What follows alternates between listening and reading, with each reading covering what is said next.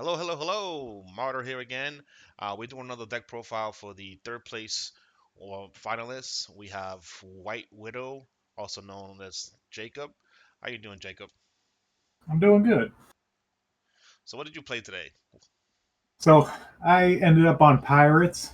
It was just kind of a more vanilla with a little splash of some of the set three stuff, but pretty true to what it's been for the last two sets.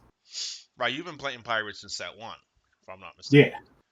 I just Has love their play style more than anything, so I was excited to try them out again with the new set three toys. right, right. And you have a team. You guys go under the moniker as Three Aces, correct? Yeah, that's true. So out of the three aces that were playing at the event, you're the only one that actually followed through to play Pirates. So that's Yeah, that's it's typically our MO there. kind of ironic. But Hmm. yeah, let's begin with the deck profile. So what were you playing? Sure. So we'll start off. I'll just run through the characters quick. Start with the zero drops. We got the three small fries. Help search out all your key pieces, especially the three aces. Next up, we got three Odessas. Moving on, we three Nautilus. Then we'll move on to our one drops. We run two Haris and then three Makotos. So you're playing three and not two. Why is that? I just feel like she helps the engine move better. If you don't have Nautilus on zero, by turn one, you're going to be running out of counters anyway. So if the worst case you miss Nautilus, you can pay one and discard some of your more awkward hand costs, some of the tech cards that aren't really water to help get the counters back on Henrata. So it's mainly to see her more often than not. Yeah. Gotcha. Moving on. Only three two drops. We just run Brock. The heal helps a lot, plus he's weapon. Pretty self explanatory. He's a 5-0 by himself. Pretty good stat line. Next, we ran One Yin Gao. I've been big on him since set two. Just on Pirates don't have a lot of put and play effects, so anything you can run that can help you catch up if you miss a drop or anything like that is huge in my opinion. So he's always going to stay in there at least as a one of. Next, we had 2C Queen Argelia. She was kind of a letdown in this tournament. I probably could have sided her out for Jupiter or something, but I started her and she did okay. Moving on to the five drops, just three big Argelia. She's always the one you want to see. She can use all your late game abilities and stuff like that, and plus she a little bit of essence control never hurts. And six drops, we have one Captain Kane.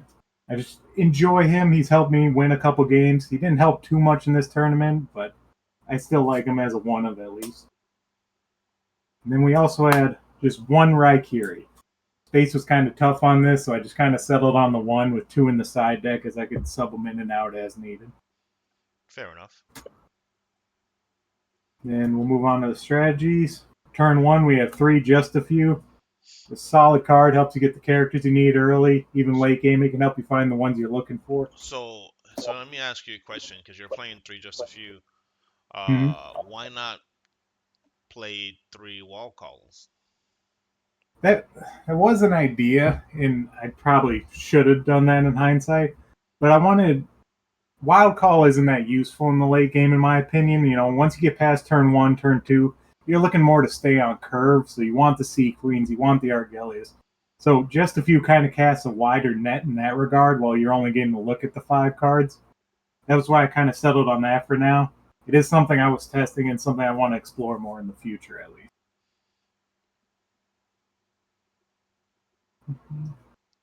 Then we also have three Makoto's Curses. Great hand draw, great essence control. This was always a nice one to see. One of the newer cards, three Studying. This card was great, especially in the mirror match when we're both low on essence. This helps you rebuild it quicker. And then I ended up on two Scourge of the Sea. I felt when I was running three, I'd always have one in hand when I didn't need it. It would just be kind of a dead slot in the hand, so I ended up on two. Good reason. Last for the strategies, we had three locating the targets. In other formats, like before set three and stuff like that, I always ended up relying on this in the late game. But now, since we have the strategy cards that can remove a permanent and all that, I'm looking more at cutting this or reducing the numbers just because it is very vulnerable. When you play, you want to have a small hand, and if it gets removed, you get nothing from it. We'll move on to the abilities now. We got 3 naval slashes. Just pay 2, make a target standby. Only requirement is weapon. That's amazing. We love that. Probably the MVP of the deck is No Quarter Given. This card is just huge, and especially when you see it early and you can just OV an opponent's team, Yeah, it's very hard to come back. I've been preaching about that one for a while. Oh, I love it. I'm in love with it. We have 3 Rise to Infamy. More than anything, this was just to recycle your early abilities. Get back the No Quarters early, get back the Naval Slashes early, just so you didn't have to draw through your whole deck to see another one. Lastly, we have 2 Hydroelectric Fists. Just kind of a late game ender. You know, if you can hit this on a full team and make them pick it up, you're in a very good position to win after that. I only stay on 2 because a lot of time it's just hard to get that much essence, and if you make it to the late game anyway, one of these should be enough to wrap it up. Pretty standard. Hmm. And then we can go through the side deck quick too. Uh, these So aren't organized. before we start the start deck, I realized you're not playing Watch Your Step. Is there any reason why you didn't play Watch Your Step? So in my testing, I felt like Pyro was strong. I kind of predicted more water decks in this, whether it was Sea Monster, Pirate, Navy, any of those. And in those matchups, maybe not so much. But against Pirates and Sea Monsters, it really doesn't do much. It's just like a pay 1 hand cost, draw 1. It wasn't ideal in my testings, but it is in the side deck. All right, go through this quick. I did have the third Scourge of the Sea in the side deck. Like I said before, in the main deck, it just felt really clunky, but there were some matchups where I did side this in because I needed extra negate.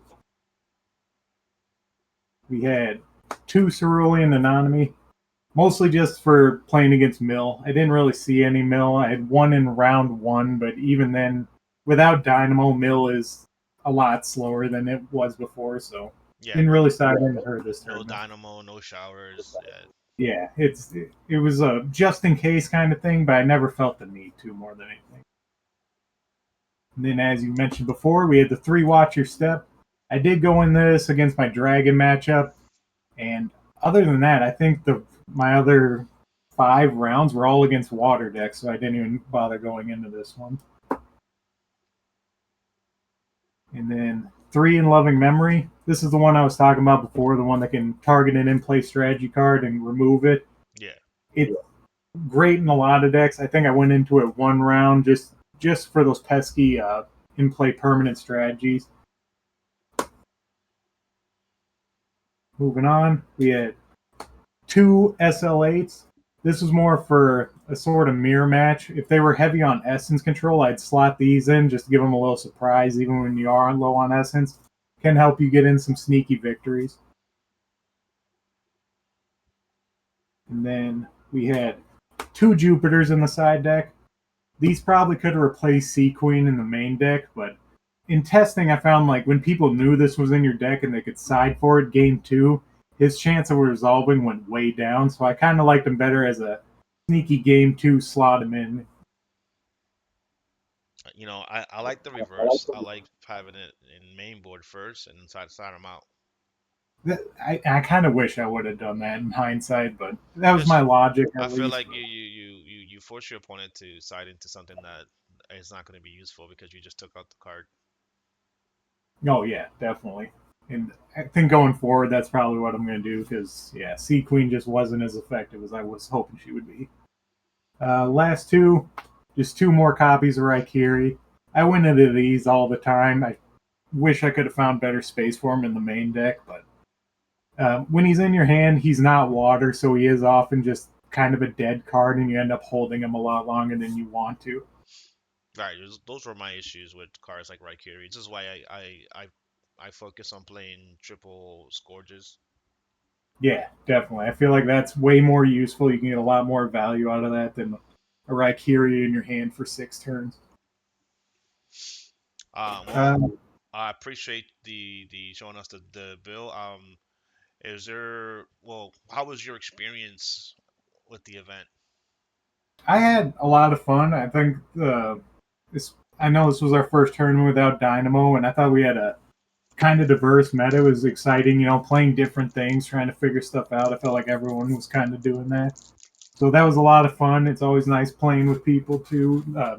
Sorry, the different people you see online that we don't really get to see in person as much. Now, is there any like final words you'd like to say to anybody or the community or just in general?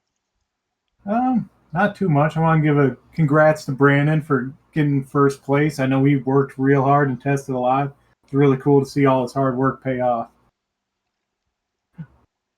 Well, other than that, like I said, I appreciate your time. Thank you for showing us the build and take time off your time to show us this. But other than Oh that, yeah, brother, take care, man. I'll see you. Hopefully, I'll see you at the next one. yeah, for sure. Thanks for having me. All right, everybody, take care. Good night.